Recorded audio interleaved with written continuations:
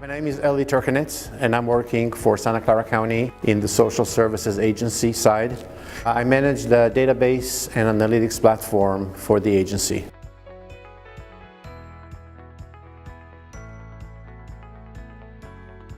We looked at Neo4j just because this is the biggest name in the industry, but I happened to run into Paul in one of the tech events. Kind of got curious what it is all about.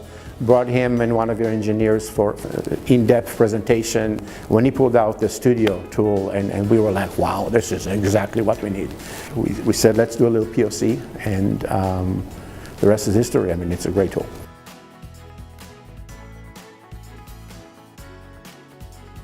What the tool allows us basically is to look at certain characteristics or attributes of an individual, and then instantly jump to another individual who's related to the first one, and on and on and on. We didn't have that capacity before at all. So people who are doing program research, program evaluation, people who measure how well providing services, how effective they are over time. People looking at fraud, that individual is getting benefits twice, and look who else in the household are also getting. This type of questions are being answered beautifully by TigerGraph, because now we're literally instantly I'll call them researchers, and that's not the title, but what they're doing is basically research, and they're moving from one individual to another and back and forth, and they get a much better picture and a lot faster than before. They would run reports on top of reports on reports to try to match it. I mean, it wasn't very efficient.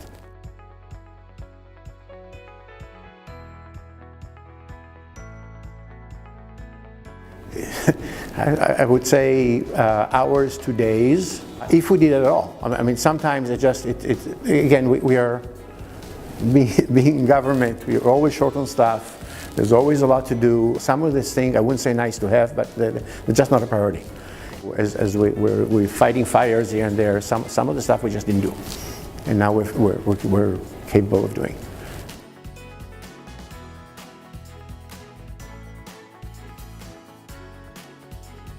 So primarily what programs, what welfare programs they're subscribed to, okay, what benefits they get. Of course we have the date of birth, we have SSN, we have a bunch of stuff that just we want to make sure it's the same individual. But then primarily what services are getting from us, and or their relatives are getting from us, and or their household members are getting from us over time. It's very visible and very easy to leap from one individual to another before, again, you're flipping pages in reports.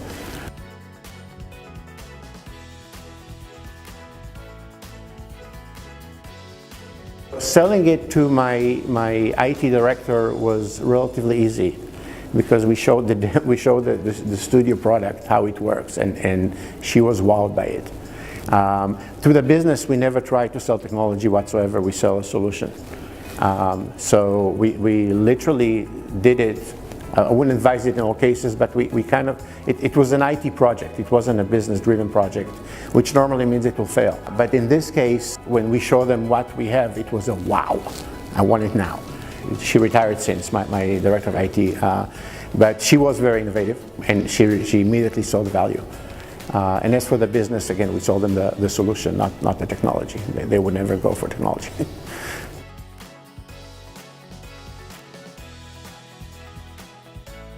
They see the value. I mean, you show them. I don't sell it as the latest thing in database technology, the greatest thing on earth, or Google and everybody else.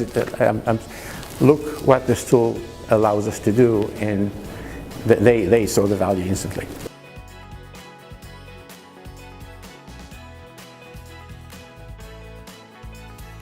Graph database will not replace the Oracles and the SQL servers and then MySQLs of the world. It's not a replacement, it's an addition. It's for a different use case. Specifically, I would say for government, again, knowing your customer, the 360 angle, and fraud detection. So on the welfare side, this system will build first to help you and give you the benefits, and to ask the questions later. And if you're a sophisticated hacker or a con artist, by the time we ask the questions, you're gone. So fraud detection and finding it quickly before they disappear. I don't have numbers, but I'm sure, especially on the healthcare side, fraud is quite significant nationwide, right? So that's a great tool to explore it.